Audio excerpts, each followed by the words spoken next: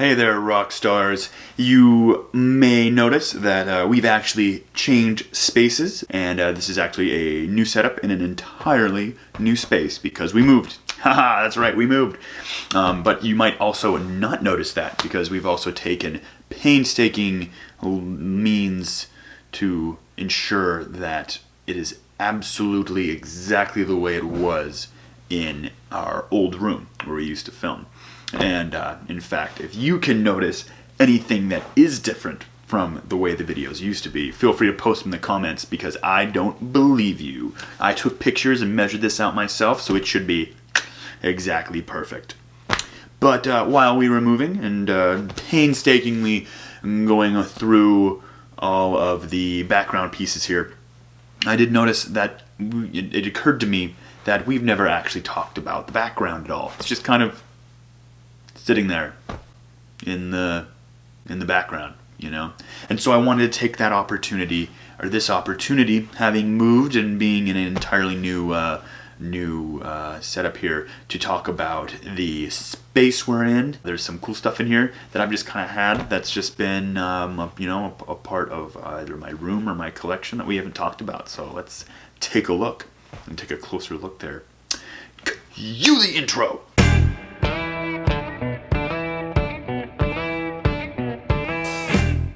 So, I gotta do this like a newscaster, or I gotta like kind of know where everything is. Especially you, B camera. I'm gonna be talking to you a lot this time around because there's also a bunch of cool stuff. But I think most notably, and what takes up probably most of the room, is this awesome, huge map behind me here, which is pretty sweet. It's actually got a little bit of a story behind it too, because this map is a geological map of the surface of Mars. In case you're interested in a little bit of trivia, this is the western equatorial region of Mars. Say that 3 times fast. And it was gifted to me by one of my old friends in college who actually got to work on some Mars research as a part of their degree. They were working on some information, and part of what they were doing was taking really close looks at these maps, these geological maps here. A huge part of what the rovers do on their missions when they're scooting around the surface of Mars, and what we use a lot of our satellite info when we go over and we're scanning Mars, is they get information on the surface, what the surface looks like. And a geologic map is the display in color-coded terms, the color-coded layout of the landscape of the rocks themselves. So if you were to take all the buildings, all the people, and all the dogs and the cats and all the bio crap, I'm looking at you, grass, covering up my rocks, and you stripped all of it away, and you color-coded all the different kinds of rocks in nice, neat colors to make it real easy, like you were doing a paint inside the lines kind of thing. That's what you'd end up getting. You'd get something like this, and that's what a geological map is. This one's really cool because this shows a couple different really neat features. You've got Olympus Mons. There it is. Olympus Mons, which is the biggest mountain in the entire solar system. It's really big. I'll let you know somewhere here exactly how much bigger it is than Mount Everest, because I don't know offhand right now, but it's like really big. It's so huge. It's like massively huge. It's a giant volcano, which is like a super awesome piece of evidence that tells us that Mars used to be volcanically active. It isn't anymore, but it used to be, and when it was that big, it blew up huge Olympus Mons like a giant pimple. And then the other really cool thing is right here is a huge, massive canyon on Mars. What's the name? No, there's a name for it. What's the name of the canyon? They've got all kinds of nutter names, man. Those nerds up in NASA, they've got all the cool names. Chasma, your mom. What? No. That's not right. Well, I have no idea, and it's not very obvious on there what the name is, but I'll put it right here, whatever the name of the canyon is. It's super easy. And that canyon is huge. huge. It's super massive. It's like over 10 times deeper than the Grand Canyon here on Earth. It's just ridiculously huge. Yeah, it's super interesting. Geologic maps are really, really cool. They can be really complex sometimes, but they're super fun to look at, and it can tell you so much about a landscape just by looking at those maps. If that's something that you're interested in, I'd be more than happy to actually go over that in a future episode maybe. So let me know. On the other side, over here, is the bookshelf that contains my pride and joy, as well as my prize, I guess. Prizes. I don't know. It's more than that. It means more to me than that. My rock collection. Ho, hee ho, ho, hee ho, hee ho, ho, hee ho. There's simply too many rocks in here to go over because I've got probably a story and an anecdote and just all kinds of stuff about every single rock in this cabinet, and so that would be like over an hour long. So we don't want to do that. But I do just want to kind of quickly point out a few that I think are really neat and that I think are super awesome and fun. Let me see. The first one here, I'm going to start with fossils because I love fossils. Is this little guy right here? This is called a rugose coral. Rugosa, I think is what it's called. It's called the horn coral, and that's this little thingy, this little dealy bop right here. And it's a species, an extinct group of corals that are solitary. It's called a solitary coral because most corals have like thousands and thousands of polyps that all live together in one colonial organism. This is a singular polyp. Back before corals were really coming together and forming those colonial organisms, they started out as individual little polyps that sat out on the bottom of the ocean. It was sometime in the Permian when these little baddies were all over the ocean. And it's super cool. It's a really nice looking fossil. One of my absolute favorites. Really like how it turned out. An entirely different kind of fossil. It's interesting because it's not really technically a fossil, but it is really cool. This piece right here is really confusing. It's kind of a strange looking rock. It's definitely a sandstone. You can really see the grains, the individual grains on this rock. And I think it's got fine grain. I think it's probably a fine grained sand. And they're very well-rounded little sand grains, which is very common for dune deposits, aeolian dunes, meaning that they're wind-blown dunes. But you'll notice on this rock there are all kinds of weird little bumps on here, little bumps and then it looks like little craters, little zip marks all over this rock. It's super weird.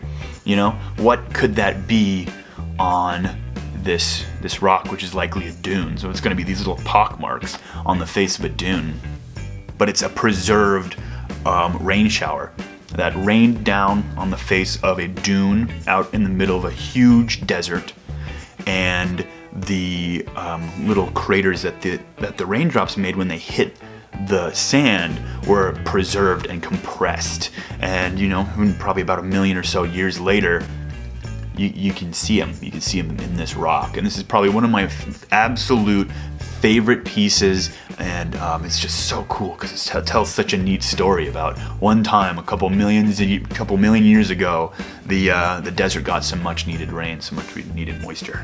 It's a super cool one. Right here, we have the Zion sticker. First videos ever on this channel were from Zion National Park, and I couldn't quite find something to put this sticker on, so I just have this sticker from when we went to Zion years and years ago. Super awesome, and so I like to keep that in the background. Whoops, a little bit of an homage. But sitting underneath the Zion sticker, whoa, is this guy right here, or gal, third party gender non-preferred for this piece of rock, because rocks don't have genders, they're beyond that kind of thing, is this sweet piece of petrified wood. Really cool. And what I really like about it is that looking at it, it just looks like a regular piece of wood, but if you go to chop it, it's gonna hurt.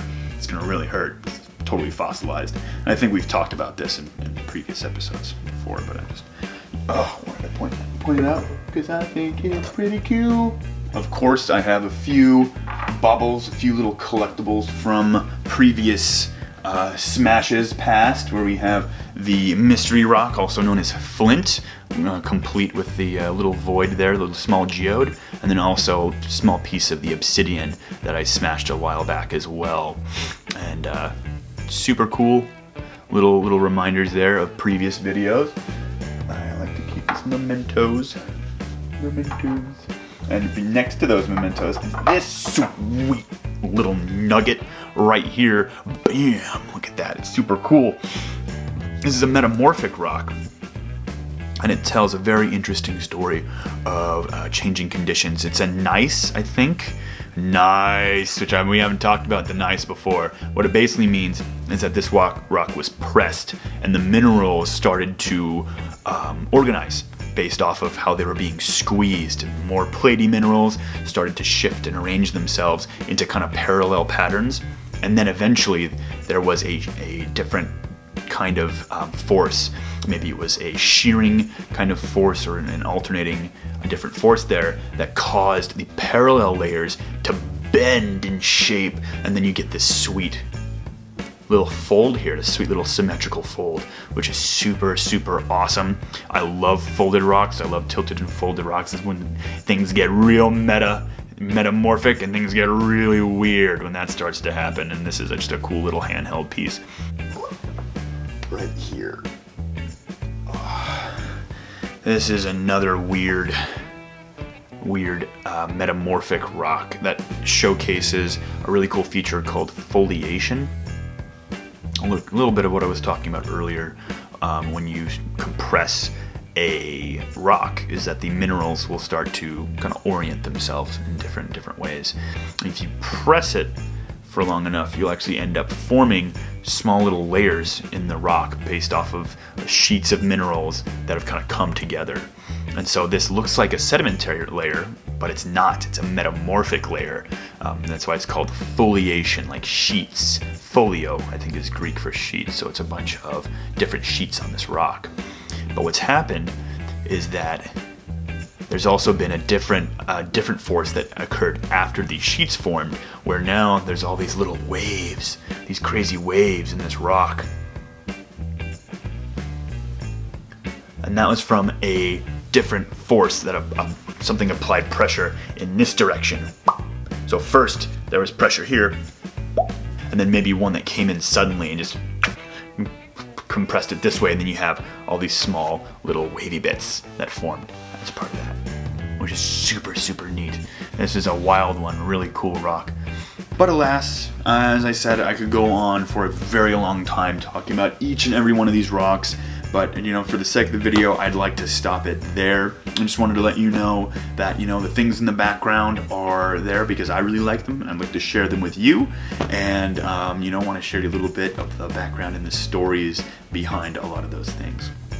If there is something though that you saw that you'd really like to know more about, whether it's the map of Mars or geologic maps in general, or whether it's about my collection, if there's other rocks in there that you'd like to see, or rocks that I don't have in my collection that you'd like to take a closer look at in the future as well, please let me know. Feel free to leave any comments regarding what you'd like to see, what's cool, what you think would be neat to look into more, because I'd love to share that with you guys. It's a lot of fun. Feel free to also like this video if you thought it was neat. Hit the subscribe. Don't hit the subscribe. You need to smash the subscribe button if you haven't already. If you have a rock collection at home, send that to me. Link that in the description. You can absolutely share that. I'd really like to see that. That'd be super awesome. We can kind of take a look at some of the rocks that you've collected. Even it doesn't have to be the whole thing. Just maybe your favorite rock. If you have a favorite rock, send that over. I've been really enjoying the rocks that people have been sending me out and about and outside. But if you have one in your own collection, maybe you picked it up, maybe you purchased it at a gem and mineral show. Doesn't matter.